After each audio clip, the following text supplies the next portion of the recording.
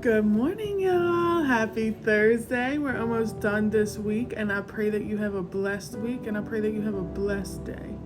Let's get into it today. I am really excited about this one today because I actually taught on this recently, and this is a really, really good word. Not to mention, it's also out of my favorite book of the Bible.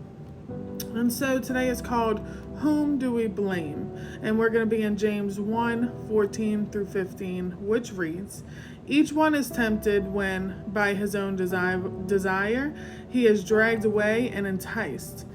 Then after desire has conceived, it gives birth to sin. And the devotional goes on to read, Is Satan always to blame when things go wrong in our lives, or are we sometimes responsible? On one hand, the Bible makes it clear that Satan is real and that he is ultimately behind all the evil that goes on in the world.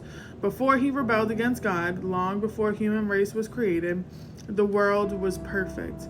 Sin and evil didn't exist, but now we live in a fallen, twisted, sin-infested world, and Satan is the reason for that. But on the other hand, Satan is not all-powerful, nor does he directly cause every bad thing that happens to us. Sometimes we don't know the cause, but often we alone are responsible because we have turned our backs on God and deliberately followed our own sinful desires instead of His will.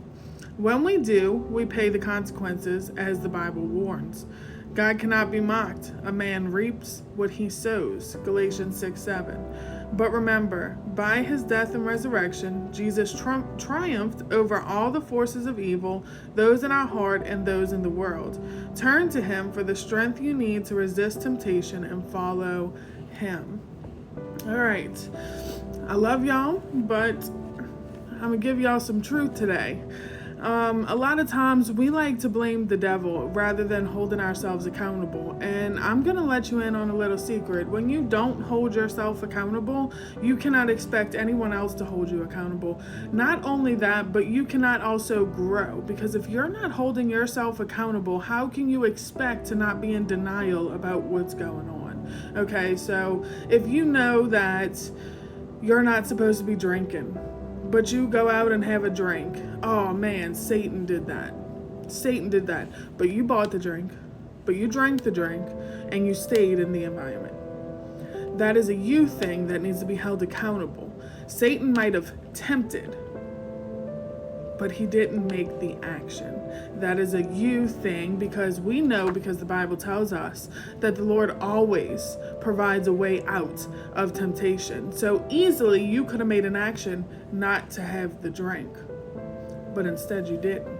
And so when we hold ourselves accountable, not only are we leaving room for other people to hold us accountable, but we're also leaving room for us to grow and say, okay, I messed up. So if I can hold myself accountable to go into the gym and say, man, I really haven't been to the gym. I need to get myself back in there. Or I haven't been eating the best. I need to start eating better. You're holding yourself accountable. In the same way of saying, okay, I haven't really been in my word, but I need to do so.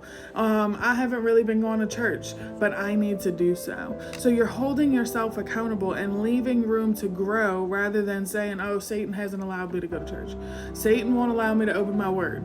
Okay, well, are you falling victim to what Satan's tactics are and just putting all blame on him? Or are you holding yourself accountable for saying, I am able to find a way out of that temptation and still do what I'm called to do? Y'all have a blessed day.